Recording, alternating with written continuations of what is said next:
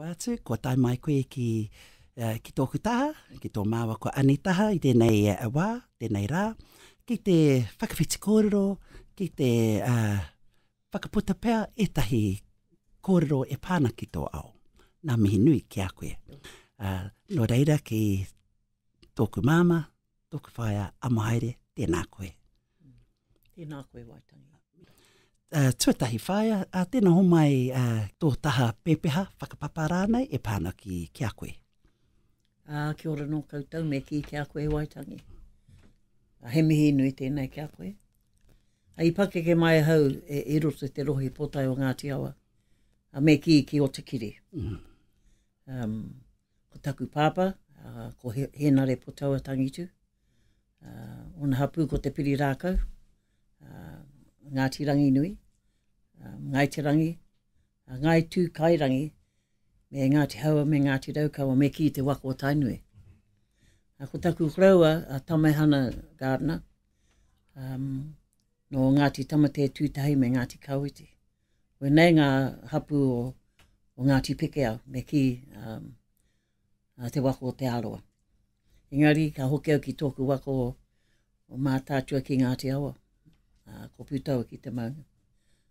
Ko tarawera rau te awa, ko te tāwera te hapu, ko Ngāti Awa, o te awa te atua, te iwi, ko mātātua te waka, ko te ramapakura te tangata, ko te Amohaere Tangitu e kōrero mai nei ki a koe i tēnei ahi hai, tēnā koe. Maunga kārangaranga o wakatapu o kowai whakaheke hoki, miharo rawa atu. Aye. It's funny, we were having this bit of a chat before about the kupu whāea. Neha? The kupu whāea, because our hōtaka is called WhāeaUP, you know, the whāea whāea. E hara te whāea, te ahi, neha? Engari, e hara rātou e whakahuatia, e whakamahia tēnei kupu whāea i roto i tā rātou ao. He kupu hau ki aia, kia rātou, and kāri te tino tau ki tēnā kupu. So would you like to explain that, Auntie? O i te wā e pake he ahau, ko te kupu auntie and uncle. Wena te kupu e puta mai, te waha oku matua, oku pakeke. And those words were something really close to us, and we always acknowledged people by auntie or uncle, never their first name. And that was that respect. Engari kei reira ke te taha wairu o ngā kupu me ki. So yeah, when fire did appear, or came to the fore, it just didn't sit with me particularly. Fire didn't have a same wairu connection for me because of the kupu that we were brought up with, really. And of course our younger generation probably listening who are used to hearing whāea and matua since the 90s, I think that sort of became commonly in commonplace within our whānau or within our work areas, our organisations. They would not know that, neha. And ai e kui, e mā, e pā, e koro, neha. That's how we addressed our elders, neha. Never, absolutely never by the first name. Never. A rangatahi does not have the right to address an elder by their first name. It's our so scaffolding of respect. Neha. Pai tēnā. Ai. E mā. Ai. Heoi no ai. But it's like many new words within our language, we've evolved. We've evolved. And I remember when I was working for Te Wānanga o Aotearoa back in the early 2000s, that's where me and my takuhua Arthur, tō boyfriend, tō hoa pūmau te rānui, that's where we first encountered a kupu matua me te whāea. Ai. And I guess as we have our three whare wānanga, you know, o te motu, te wānanga o Aotearoa, te whare wānanga o Wanuiarangi, me te wānanga o Raukawa, as a resurgence of revitalising our reo and all of those things within the intent o era momo mātauranga e ako haere. There were days they would actually call out to us, oh, matua, kia te rānui, and he wouldn't, he's just carrying on walking. Ka hari te aro neha. Then he goes, oh, ke te kororo mai ki ahau. Are you talking to me? Oh, you know, and we had to get, you know, we had to get it settled within ourselves. We had to get used to it, kia tau ai tēnā. So I tēnei wā ko whāea ne, ko whāea. Wa ko te mea ke, I ronga ki wako mokopuna. Hoki mai rātou no te kura, and they're calling me whāea, you know, and I have to get used to it. Yes. Because that's the language that they're using. So I've learned to accommodate, but also kei reira ke te wairu o te kupu. O te kupu. So kei ahau tērā, you know, to connect to it. And because that's the language they're being brought up. Kia noho tangata whenua ki roto i a tātou. Era. Pai ake, ne. Engari, kei te haere tunu, kei te whakamahia tunu, te uncle, me te auntie. Aha koa, although it's they're Pākehā words, neha, ko te wairua, as you said. Ko te wairua, te tuku atu o te aroha o te kupu. Yeah, o te aroha. Ka pai. Ko te mea nui, kai roto te aroha, neha. Ka pai. Pai tēnā whaia. Auntie. Ai. He maha o mahi I roti tō ao. Tuatahi, tino paukoe I roti tō whānau. Te tiaki, te manaki, te poipoi. I wāu na tamariki, mokopuna hoki. Mai rāno. And from what I understand, you and your whānau, maha, lived out o te kiriwai, matata, neha. And of course, later on, through your young teens and early work life, you ended up in Auckland, and as your whānau, you ended in Auckland. But tuatahi, our common goal, because I really do, you are auntie to me, he māma tonu koe, our common ancestor, our common tipuna is Te Kahupāke, niha, and I, ko tōku tipuna ko Marewa, ko tō ko Ngāhopi, he tuakana teina.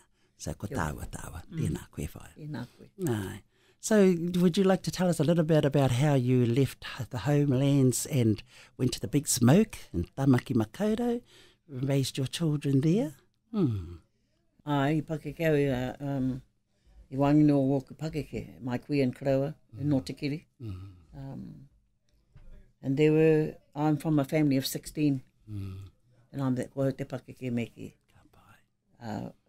And inside that family unit, there were about 20 or 30 of us being brought up, and that's with Wira, Bruna, with our cousins. So we pakeke mātou wangino o ngā kuia me ngā kalaua. But as time went by, haere ki te koro o Edgecombe College, there was a very strong draw towards caring for our people, because we had such a big family. Being the eldest, I had to look after the younger ones. But there was always that inner sense that I had about manakitanga and caring for the family. Engari, along the way, I think the first thing that I started to look at was going into the army. At that time, Wira was in the army. And I went through that whole process, and of course I didn't get to the next step because I found, I guess, fell in love, and that sidetracked me a bit. Didn't go into the army at the time that my kraua wanted us to follow that pathway. As it does, eh? And I also, inside of that, before that happened, was also that nursing profession started to show and revere very clearly for me to where I wanted to go. And so that Sam and I moved to Auckland, and because at that time there was nothing here for us really, and so we went to the city and to Auckland, and that's when I started to pursue that pathway of going into the health sector, caring for ngā mokopuna, me ki ngā whānau o ngā mokopuna, And that's where it all started, Waitangi. September the 14th, 1987, at 9 o'clock that morning. Oh. And I'll never forget it, because I hadn't realised what I was stepping into, really, except for the fact that I wanted to go and be there for our children and the mokopuna and the families. But it was bigger than that. It was bigger than that. The politics of it started to, I guess, make me think about what this was really all about. Because that going into a hospital particularly and seeing our kuia kalaua, me ngā mokopuna, not being able to kōrero Māori, not being able to express how they feel, I rote te reo, I started to see why I was there, really. And communication is really important for our people. He rātou ki te kōrero Māori. And so that's when I started to take that journey within the health sector. Not without going out and seeking advice from the pakeke in Tāmaki Makaurau. I had to do that because I couldn't do it on my own. There was a lot of kaua and tikanga that was actually a part and parcel of what I was doing. So I haere ki to a kuia from Tūhaurangi, and she came, Auntie Mahia Wallace. Then she took me out to meet all the karaua and the kuia that were living in the city and across the tribes. Canon Tamahori from Ngāti Porou, John Tude, no Konei, she brought them all in, and so that there would be some support for what I was doing, because there were some things I couldn't do. He rātou ki te kōrero Māori, I'd call out to that kuia and karaua to come in and was kare au e tāia ki te kōrero kia rātou. It was that sort of, yeah. So that whole manaakitanga and being around people who were particularly really unwell. A lot of our people didn't want to be in there. They didn't want to be in the hospital, but they didn't have a choice. And that's part of all the advocacy, niha. Oh yeah, all that. You had to have that advocacy for our whānau, for our families, particularly Māori. Oh yeah. E ki roto e te hohipera, o tātou tūroro, all of that. All that. Physically, spiritually, taha wairua, niha, all of that. And yes, we've learned from you and your hikoi that you helped to develop and progress all of that within the hohipera, the medical health system. Yes. So that our family have that middle person there and back person also, and it still exists today within our hohipera. Though I guess I'm looking at reading your face thinking possibly it's not perfect. Yeah. Initially it was a long way, perhaps. Initially it was hard. Because there wasn't an acceptance of having someone Māori inside the mainstream. But you had to strengthen a relationship with all of them, with the doctors at every level. Otherwise, you couldn't get to the patients or to the families. That's what you had to. 24 hours on call, 24/7 for 5 years. I was called in through the night, 2 o'clock, 3 o'clock in the morning. And part of it was because our people weren't communicating with the staff.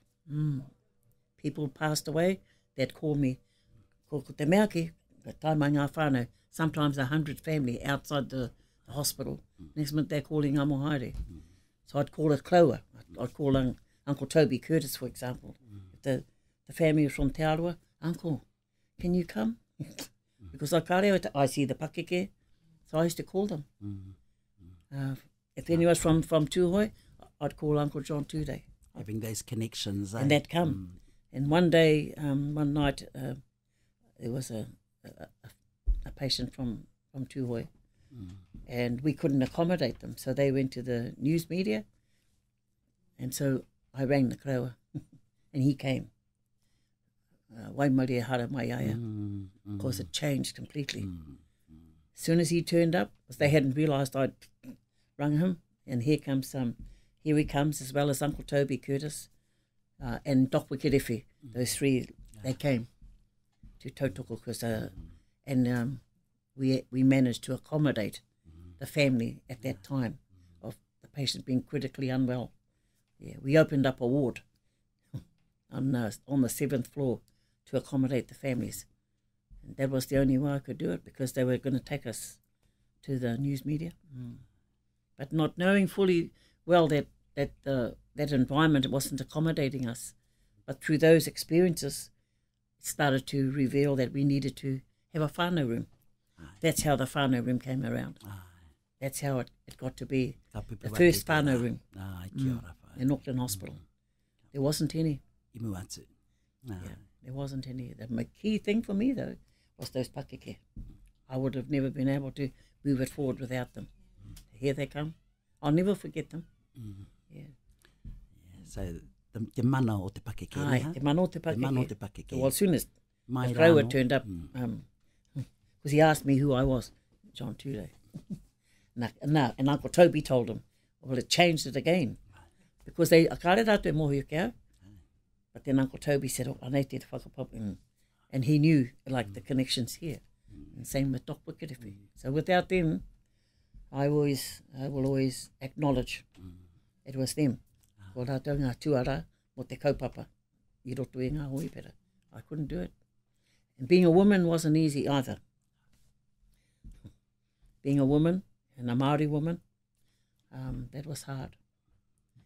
You know, and even when our kraua, entering into the space where our kraua were, I was mindful to know my place, how far I'd go to talk to them, and how far, what I would do if I could feel I wasn't the right person.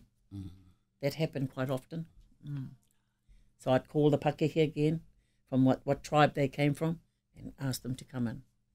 And that was making sure that ngā tūroro me ki were feeling safe in that environment, really. Waitangi, it was hard. Being a woman as well, and a Māori woman. But I persevered. Nā tō kaha. Well, a whole new landscape now. Whole new landscape. Kia ora, Ani. I think the first thing, importantly, is that the rangatahi, and I could see myself as I took this journey, that rangatahi needed to be part of this journey, and how were we going to do that?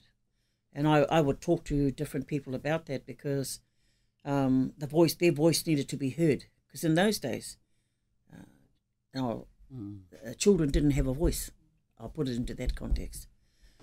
But then as time went by, it was quite evident that they needed to, because when they came into the hospital environment, there was also the question, why are we putting them in the same ward as pakeke? Why is there not a rangatahi space? And that was from them themselves. So in that context of in that environment and coming in as patients, we had to think seriously how we were, and importantly that we heard them. And I used to have to describe to them why it was so important, firstly for queer and kraua to be together, and why it's so important for rangatahi to be together. Because he rereke, and that whole healing aspect of things for them, with their own generation.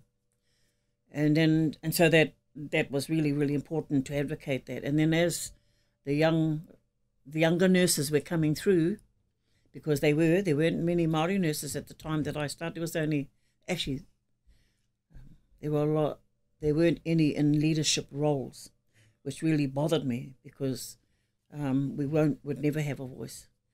So as the younger nursing profession or other disciplines came in, would start to seek them out and bring them together, so that they had a place and a voice beside us, and taking them into that level of making decisions, because we weren't, and that's what we had to do.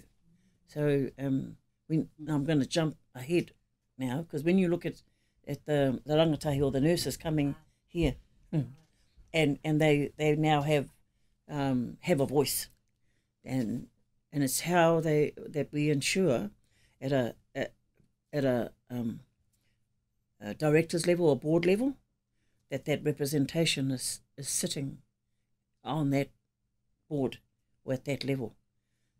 Because if we don't do that, it's we're going to, once again, it's not going to be the environment that the rangatahi are going to be conducive to. So that's why we need to have them around, honey. But you have to make sure whoever's in those environments that they're going to advocate on behalf of and bring them forward. Awesome. I do that now, actually. Very, very important. Because he re ke wā koutou whakaaro. I mean, I've got rangatahi mokopuna, and I hear them, and sometimes I have to take a deep breath. And kei te rongo kia rātou, he re ke wā rātou whakaaro kia au. Which one? But I've got to remember that there's an evolution here around ensuring that our rangatahi, because they're going to be our future anyway.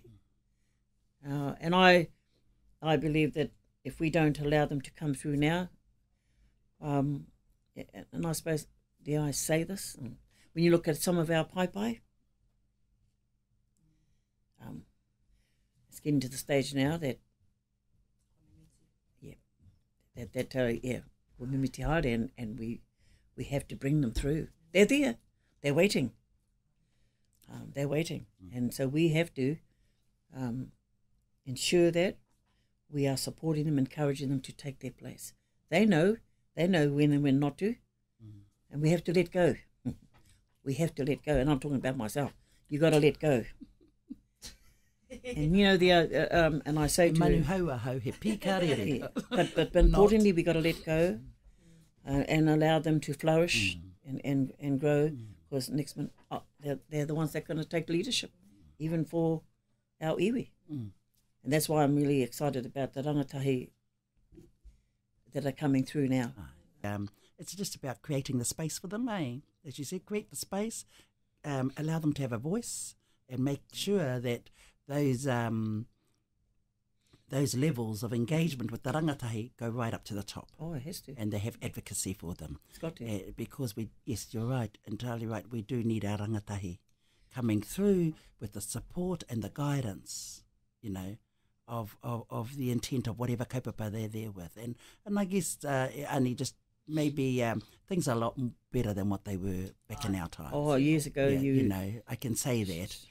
I talked about when I stepped into the health sector in 1987, ka hokeo ki ngā pakeke. I would never be able to do it on my own. No. Without them. Never. So yes, well said, Ani. And I think the other thing is that they are more involved with their hapu and their marae. Because kei reira ke. Kei reira. And that's been me hoki ki te kāinga, because that's where it is. And as well, you know, and because without that foundation, that stability of that foundation, ka re taia. And that's where you know, if I would say this, I mean, when I went into the workforce, I had to keep coming back, driving from Auckland back home to get, because there was no stability for me in that space, and I hadn't connected back to my marae. And that was really hard. So any rangatahi out there listening, me hoki ki tō marae, me tō hapu, because I struggled at the start. Until all of a sudden, you know, I started to realise, ko te mea ke te hohu no wera mahi, te no hohu no. And so, you know, to listen, you know, and it's something that you have to really be passionate about. Because I think as parents, you know, all parents, all mātua have the same whakaaro, you know, especially tātou e te iwi Māori, ne?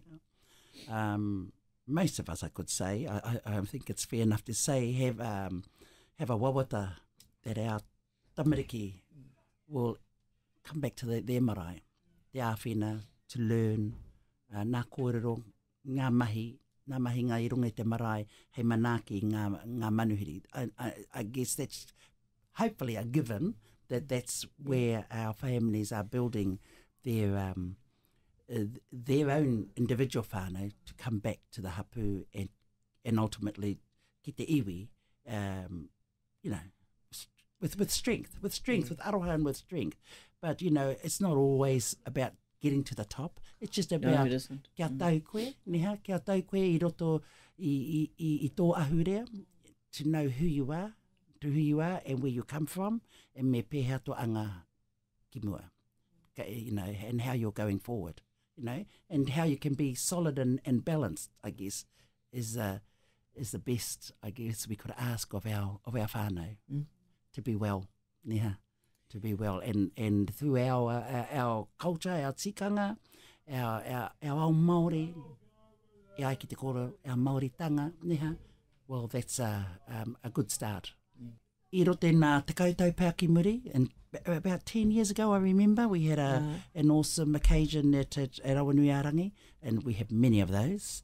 And I think this was the particular day of the reopening of the new build, neha, o ngā whare, you know. So when Te Ariki o Tuwhare tō Tumu Te Hiuhu came down, neha, what was that day? I think where they awarded you a tohu. A tohu, mai te whare wānanga o Awanuiarangi, and I know kei te whakamākoe, most of our aunties don't want to be recognised or uplifted, neha, engari anō, me pēhea te whakatauira mō Wātata Tamariki, neha. Tēnei tohu ko te Distinguished Fellow, mō tō mahi I roto I te ao hauora, neha, through health sciences, ne. So that was a privilege for me to witness, and all of your whānau that was there, and to see you being honoured for all of your hard work, Auntie, which we've been talking about before. So how did you feel on that day, Auntie? How did I feel? Apart from feeling privileged, it was really, you know, we're not used to being acknowledged in that way. But it was, I felt really privileged that it should be honoured in that manner. And I need to acknowledge Graham Smith for that. He tried to go behind my back and get information about me from others, and I caught them actually trying to put something together. What are you doing? But then I realised why they were doing it, in terms of what I was doing, and particularly in the mainstream, and influencing that thinking around being responsive to Māori. And I realised then that I think you take things for granted, and I didn't see what I was doing a big thing at all. I didn't. It wasn't until later in life I started to realise how I made a difference, and how important it was to our people particularly to have someone like myself and others around, so that they are able to be who they are, kōrero Māori wera mea katoa. You know, I hadn't, I took it for granted. So, he mihi tēnei kia te whare wānanga Awanuiarangi mō tērā tohu. Because they, yeah. I roto I tō tātou iwi o Ngāti Awa, neha, there have been a few icon of our queer working in the health sector, neha, that we hold dear to our hearts, and of course I guess have been a catalyst for our nursing program at the Whare Wānanga o Awanuiarangi. So I go back to mention our Auntie Puti O'Brien. Yes. Auntie Peggy Wetini, yes. I remember her being there also, and yourself. And of course there are many others, and many more to come. Yeah, right. And again, that's what we have to ensure that we are. I see the rangatahi even now coming through, making sure that we are acknowledging them and bringing them forward, because they can get lost in that big, that huge environment. Yeah, it can, and particularly when they move into the mainstream. And our iwi ourselves have to actually make sure that we are promoting, advocating on their behalf, bringing them forward. And from there, almost like 2019, I think it was, a book was produced, written for you, about you, yeah? And your mahi, called Bringing Culture into Care. And we've all had many experiences of our whānau, our whānau who are maiwiwi, tino maiwiwi, in care. And this book has been, observing he kauenga mō wera āhuatanga, neha. And I think the author, or you can tell us who the author was and all that. It was Bradford Harmy. I need to say that I was really pushed and bullied to do this book. Because they started to hear me saying, "Kei te mutu o te mahi," I was ready to finish. And they, a group of them got together to say to me, I really need to share the story or tell the story so that there was a resource for others coming into the health sector or moving into those environments to encourage them, but also to share with them the struggles, but the outcome of that, because the outcome is a positive outcome, but it's ongoing because it's got to keep going. I think one of the other things, and it tells a story around how you have to be politically astute. What I mean is be aware of what's actually happening in that environment. Because at the time I stepped in there, Waitangi, there was no voice, no Māori voice whatsoever. So that was really, again, without the kahui kaumātua who were formed and brought behind me, their strength was really how I then became a voice, and a voice of for our people sitting at a board level, and you have to be there. If you're not there, then it just continues to be how it is. The other thing that it's really important in that story is that we talk about te reo mone tikanga, but when we talk about tikanga, we're talking about making sure that our people,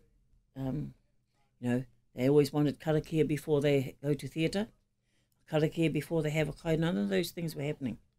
The blessing of rooms, and none of that was happening whatsoever. When there's amputation, those body parts weren't offered back. So when you look at the depth of what it's about, it's quite, and I used to be quite nervous about it because those corridors it's not exposed. It's usually done with discretion.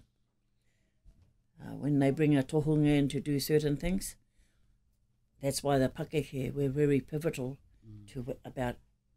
for anything like that happened. And I think I've told some of those stories inside the book. And but I was the vehicle to allow kaua and tikanga to happen. I couldn't do it myself. Well, it's not my place.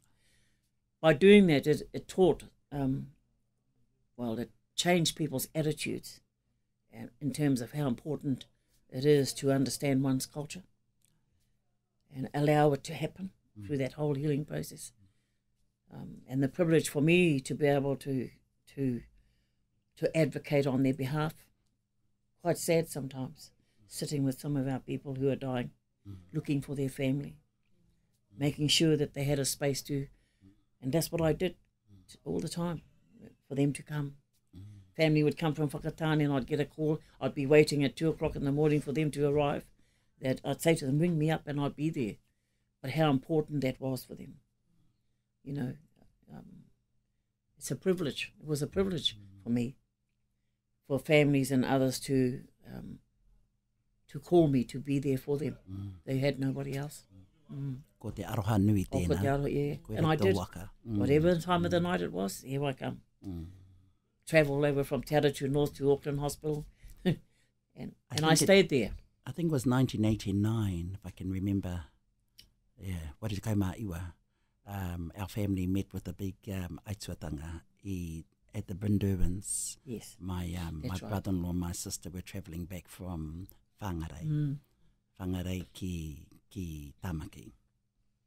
And a police car was overtaking, coming on head on, and crashed into them, killing their 2 babies, and injuring badly Takiri's mum and himself, of course, of which he still suffers today. And consequently, his mum passed a few days later, arangi, no Ngāti Whātua, rangatira, no Ngāti Whātua, te whānau o Rake. And so we were lucky for ourselves. Then my mother-in-law and father-in-law, wakuhungarei, Stuart Rauko Ane, i nohatu ki Tamaki, i Tawawa. So straight on from home, the phone call goes up to them. Ki te haere, ki te hohi pera, ki te taho te whānau, to give us time to get up there. Yeah.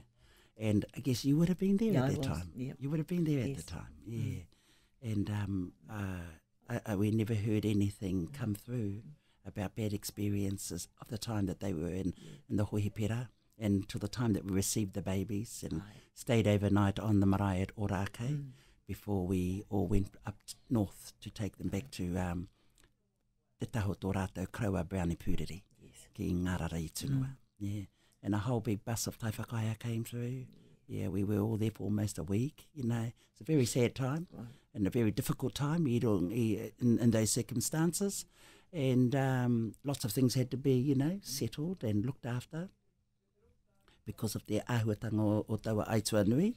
But of course, coming back to your mahi I roto I te hohipara, coming back to your work there, 2 years, you said about 1987, you started that mahi there, so a couple of years later, still fresh, and I guess everything wasn't in place, but mostly some things were in place that were there to help our whānau in their most devastating time.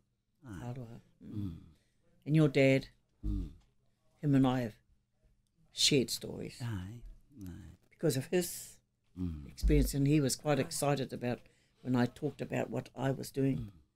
And so even to hear his stories and how he, there were things that he was longing to have, and mussels and, you know, the food.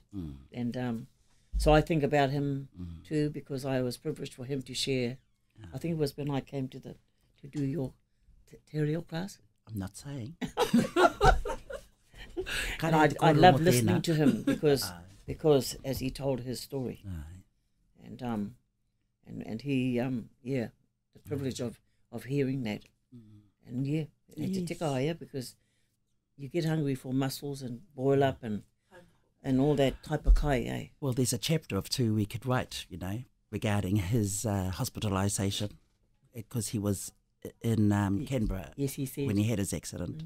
And Ruatakau mā whānohi Tanapakake, so he was like 2 years younger than what Annie is now, 24, you know, no children, no whānau, in the prime of his life, and a bodybuilder at that time. So that's a thing to your son Christian. They both shared the same interests. And and his life just taken away because of a certain circumstance. And been flown to Royal North Shore Sydney Hospital, and of course all of the 11-month stay there, he had to rebuild himself really from the life that he had left. But seeing the systematic things going on within that hohipera, you know, nā mea ātāhua, there were some ātāhua things, and there were some, of course, things that weren't culturally in place. They weren't culturally in place, and of course he's told us many of the incidents and stories, and the funny ones also, especially regarding his father. Oh, he's very human. Regarding Tana Papa, and I won't mention them on here, but so where there's a mate, there's also nora, and vice versa, and vice versa. And of course, through that accident and through his experience that happened to him when he had that aituatanga, a whāea came through. That's right. Was written about him by him talking to one of our pāpara, our uncles, Reg Wharekura, who went away and composed the kupu that Arthur shared with him, and out came the waiata moimoia.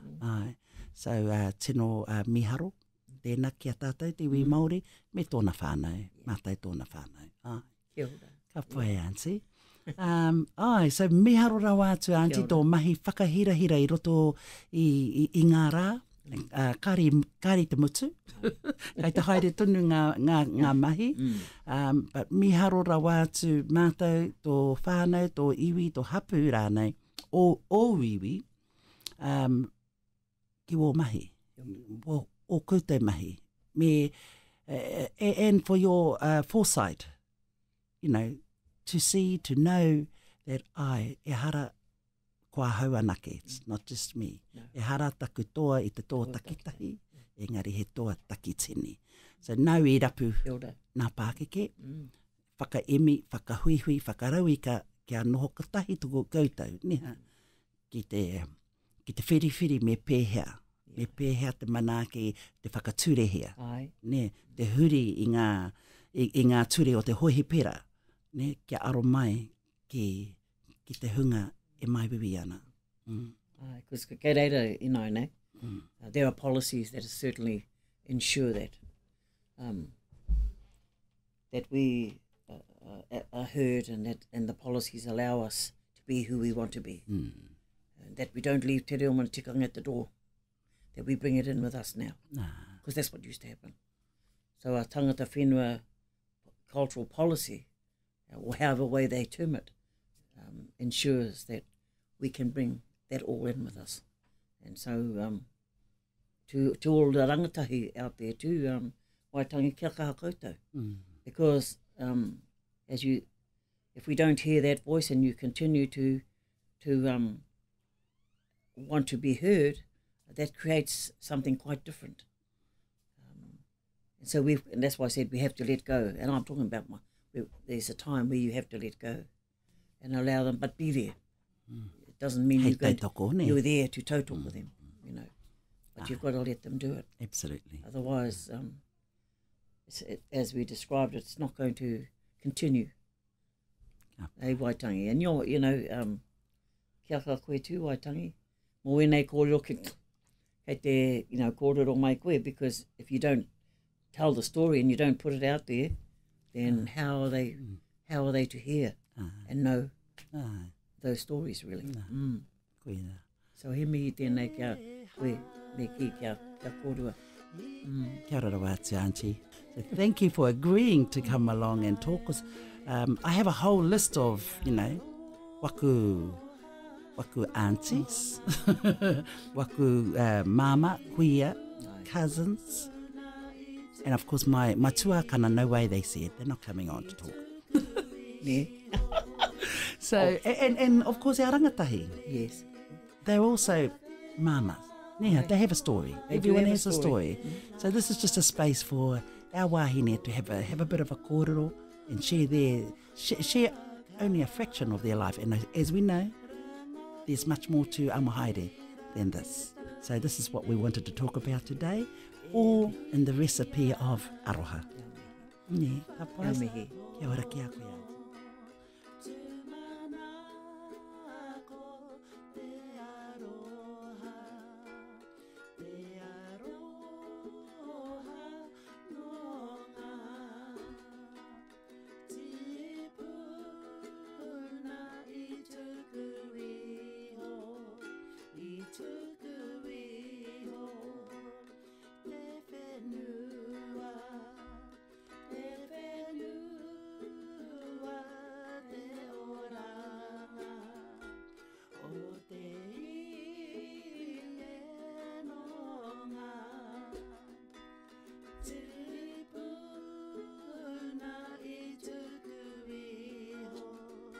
I tuku iho, I tuku